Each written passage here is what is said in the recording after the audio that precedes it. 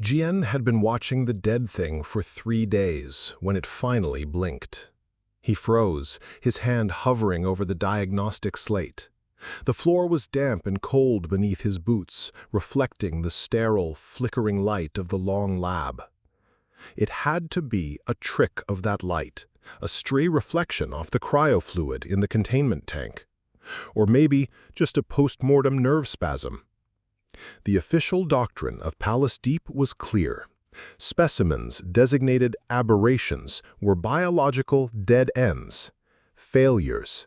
Their value was in the data gleaned from their vivisection, not from any semblance of life.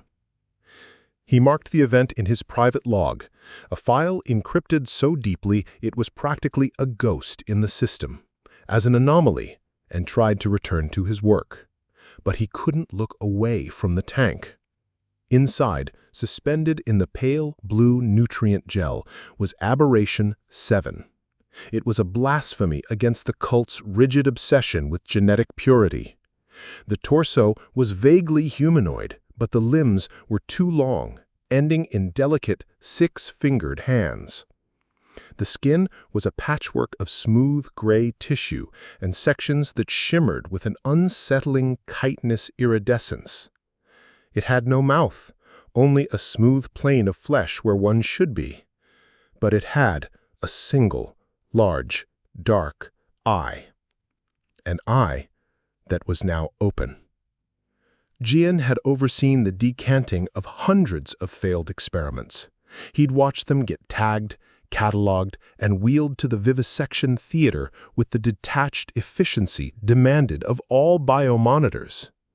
Purity was their faith, and the culling of imperfection was its most sacred ritual.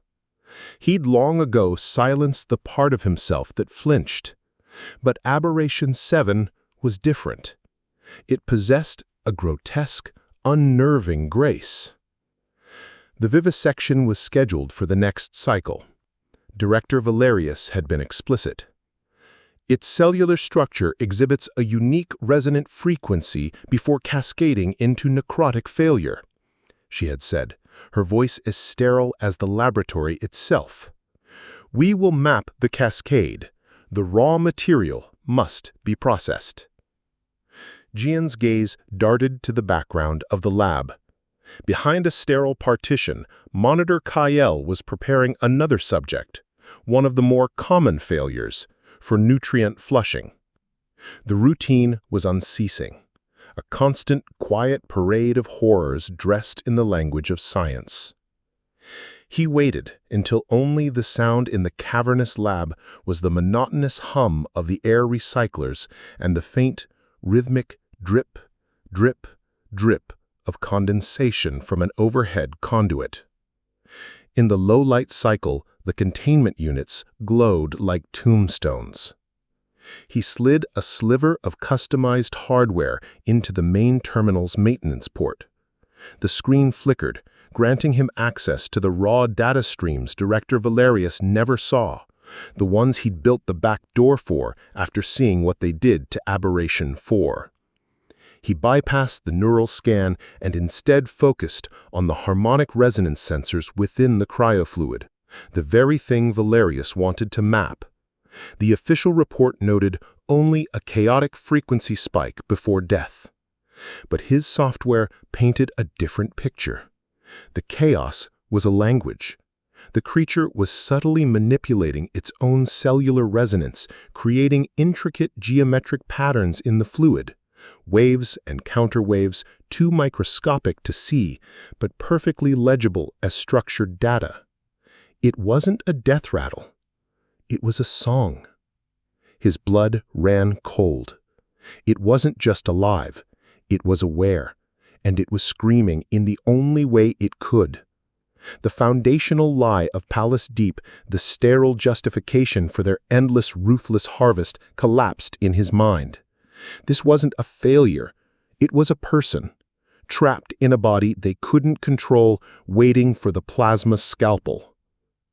Footsteps echoed in the corridor. Jian ripped the hardware from the port just as Director Valerius swept into the lab. She didn't look at him. her gaze fixed on the tank. "A beautiful failure, isn't it, Monitor Jian? It almost achieved stability. The vivisection will be moved up. The data is too valuable to risk further degradation." She gestured to the surgical array in the adjacent alcove, its chrome arms and articulated blades gleaming. "Ensure the array is calibrated." She turned and left, leaving Jian alone in the echoing silence. He looked from the surgical array to the tank. He saw the creature's silent, resonant plea on his still active slate, and for a moment it wasn't Aberration 7 he saw. It was his younger sister, her face pale in a sterile Earthside medward, a genetic marker deemed an unacceptable deviation by the Commonwealth mandate. He had been a child then, powerless, able to do nothing but watch. He couldn't save his sister from the correction that followed. He couldn't smuggle this creature out of a tomb buried under a kilometer of European ice. But he wasn't a powerless child anymore. He was a monitor, and he did not have to obey. He walked past the specimen and stood before the surgical array's main power conduit. The hum of latent energy vibrated through the floor.